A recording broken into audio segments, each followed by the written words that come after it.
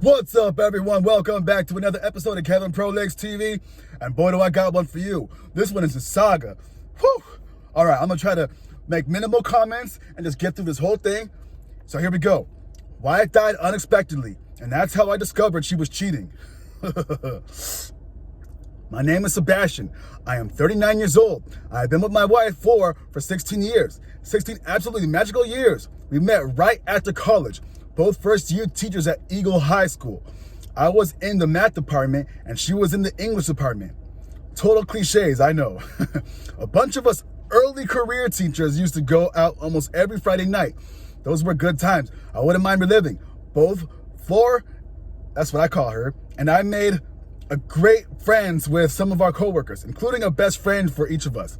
Louis was the best man in our wedding, and Joanna was her maid of honor. We rigged it so that she would get the bouquet and him the garter at our wedding reception, but they never did date. It was natural between us from the start. There was some serious chemistry. She was so attractive. I was smitten from the word go. She told me she was too, but I didn't know it. I've always been a bit oblivious. I took it the entire first semester for me to finally get it together and ask her out.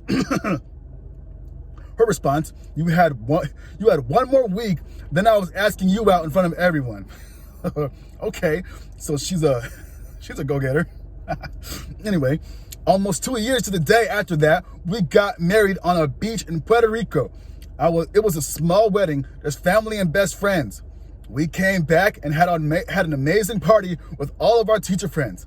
Life seemed to move fast from there. Flo was pregnant just after our 1-year anniversary. Then we had another 2 years later, and another 2 years after that. And then, for good measure, one more, 2 years apart after that. We were pretty good at this planning thing. Pretty good.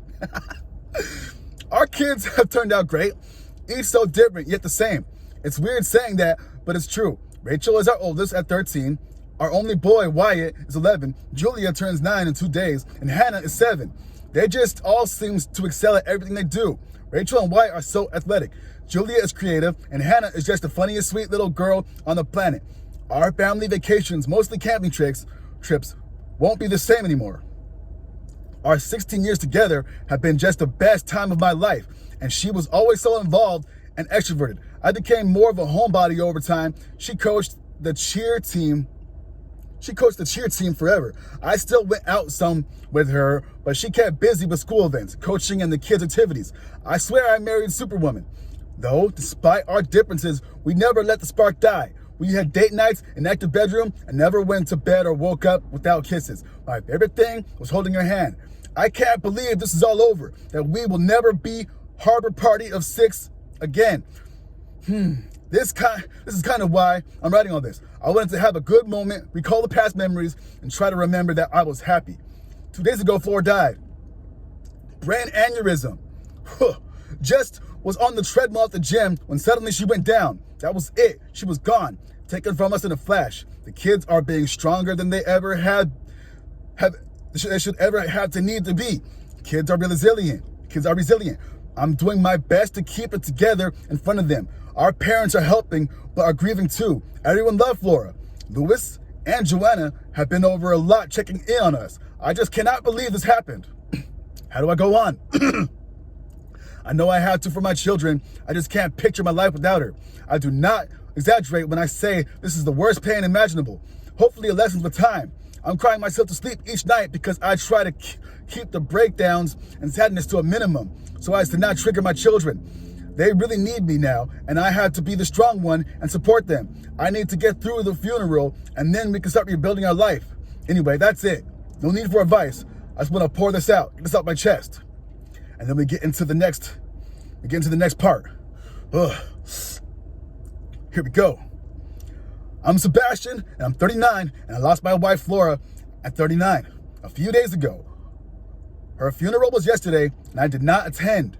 My family has been slamming me with calls ever since. I was going through my wife's things, looking for mementos and getting on her phone to get pictures. This was 2 days before the funeral. When I got into her purse, I found something I didn't expect. There was a second cell phone. It was passcode protected, but we had been together for 16 years. I could figure that out. This woman had been cheating on me since our first date. The most painful of it all is it appears her and Lewis, my best friend, have been having an affair for a number of years.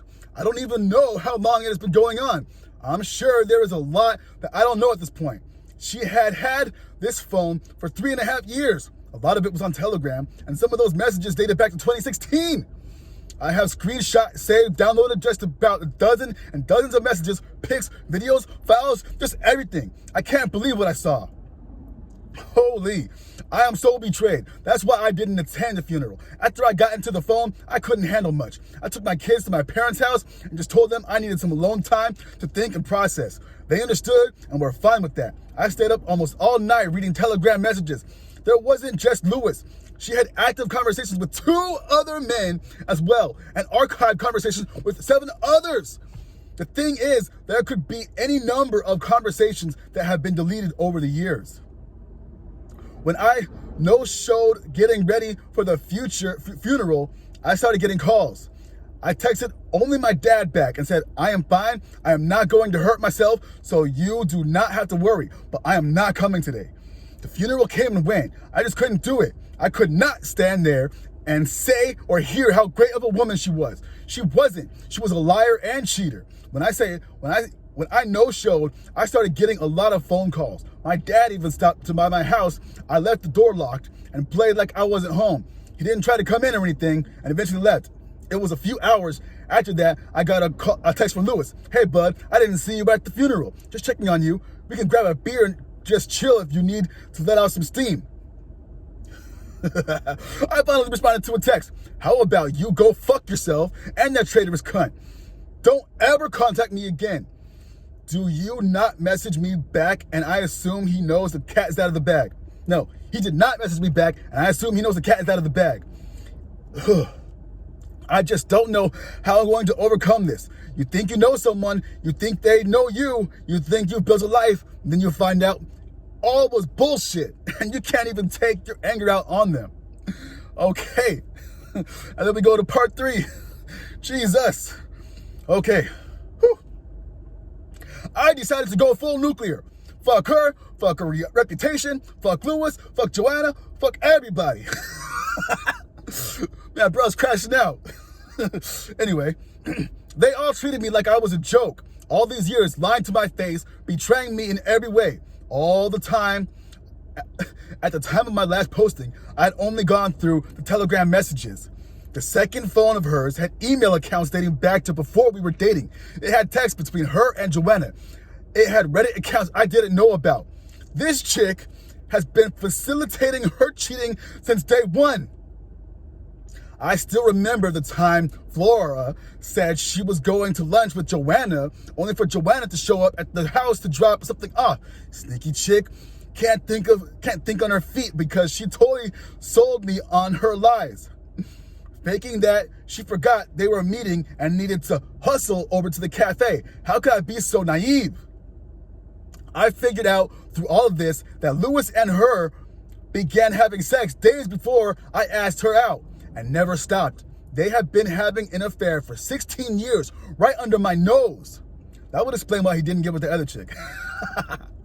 He has dated others, gotten married, and divorced in that time. We've hung out countless times. We're each other's best man. And she has been with at least a dozen other men during that span. I'm sure more than that. Every teaching conference she ever went to, it looked like she hooked up with someone or brought someone with her. The videos are literally disgusting. She has pics, videos, sexting saved all over this device. She had a video of some asshole finishing all over her engagement ring while she was wearing it. It's dated 3 days after I proposed. Bruh. Oh my goodness. The most painful part, there are messages between her and Lewis that imply he may be the father of Rachel. I took my kids to get DNA tests finally last week. I wasn't going to, but the worry got to me. I had to know. I don't know what I will do if they are just side effects of her infidelity. Side effects.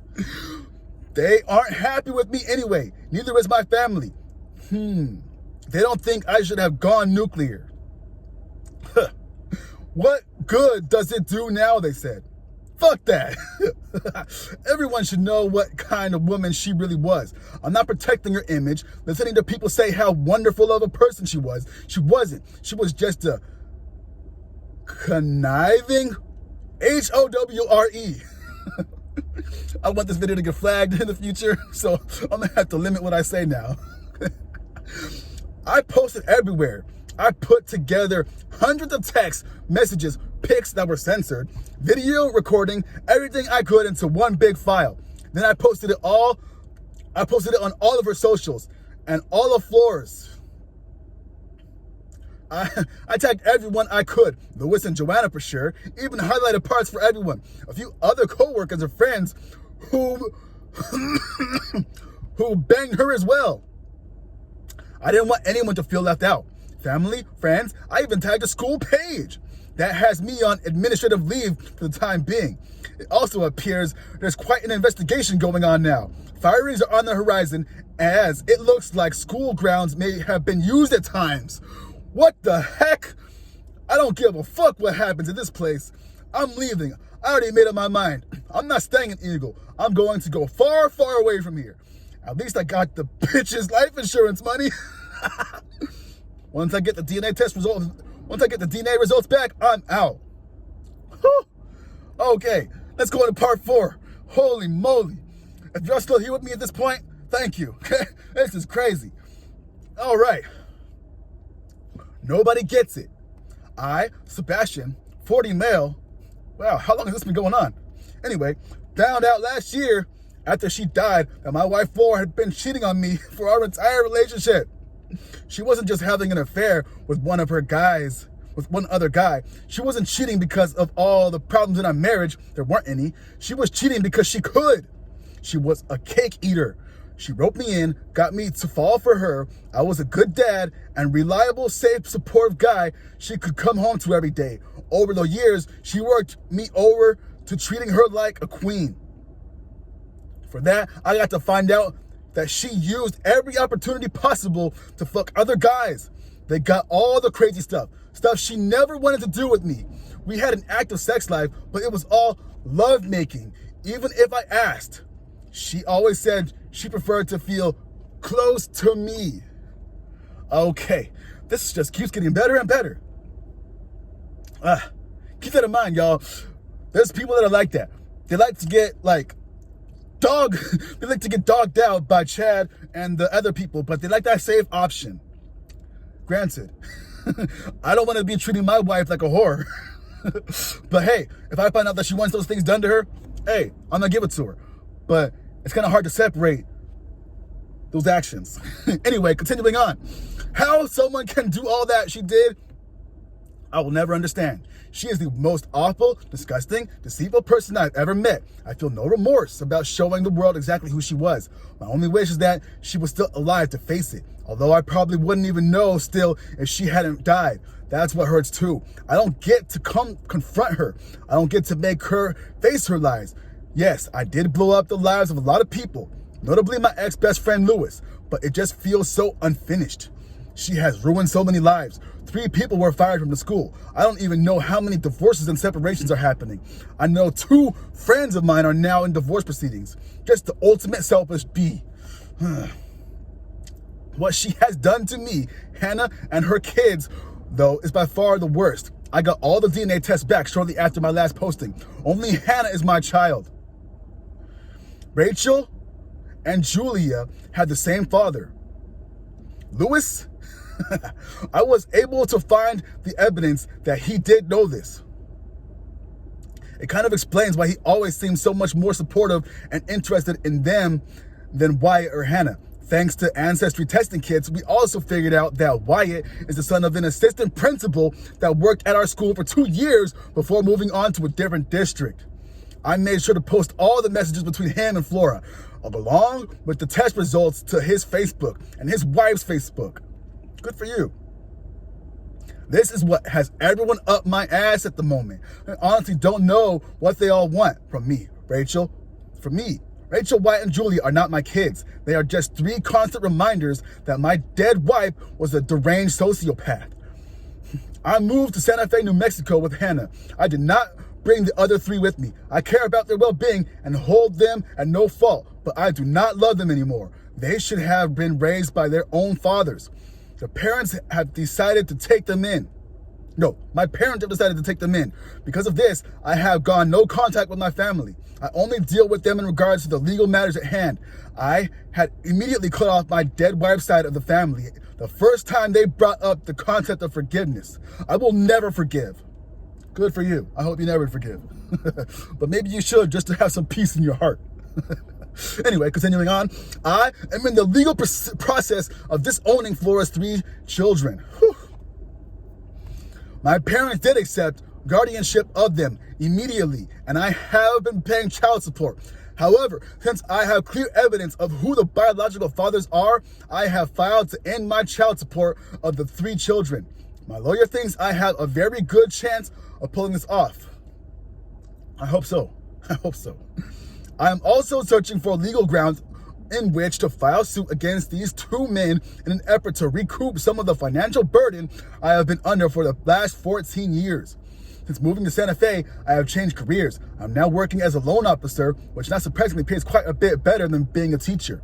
I have a small 1-bedroom apartment, and the child support wipes out a lot of my funds every month. I am pushing to get my case resolved quickly so that I can begin to rebuild my life. Hannah has taken the transition hard. She's only 8 years old and doesn't fully understand why we moved or why she can't see Flora's children. To her, they are her brothers and sisters, but I have been trying to explain to her that they are not and never were. They were simply byproducts of her mother's lies. We are adjusting. I would like to put her into therapy, but that won't be possible until I clear up these legal matters. I am only 40 years old now. I can still find someone to grow old with. I can still have more children of my own. It may take some time, but I'm not giving up on my life. I have a lot of good times ahead of me. Holy moly. Hey, yo, this video's getting long, and there's a part 5, but let me come back to that one. I'll see you in a little bit.